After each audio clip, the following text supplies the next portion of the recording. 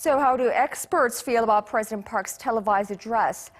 Well, we spoke to one earlier today to get an analysis and insight into whether the president's message resonated with the Korean people. Kim Jae-chun has more.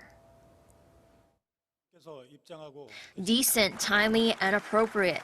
These were the words Kim Jae-chun, professor of international studies at Sogang University, used to describe President Park Geun-hye's address to the National Assembly.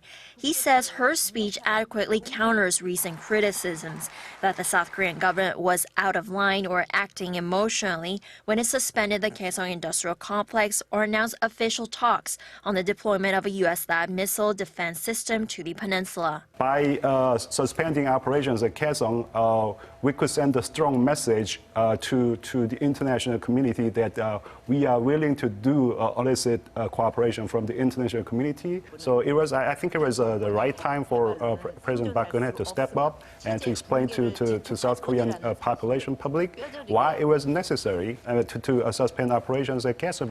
The professor also believes South Korea is warning Pyongyang that its bad behavior will not be condoned. Although President Park's speech is viewed as an address to the Korean public, Professor Kim Jae-chun thinks using the National Assembly was a strategic move to pressure lawmakers to pass not only counterterrorism and North Korea-related bills, but also those on labor reforms and economic revitalization. Crises like this, the National Assembly and political leaders will have to take the lead. But instead, they are being the source of gridlock. She's saying to the National Assembly, you gotta focus on your traditional mission and pass these pending bills. You are the ones who have to step up, make them stand behind the national leader. And that is the strong message that she wants to impart to the National Assembly and political leaders as well.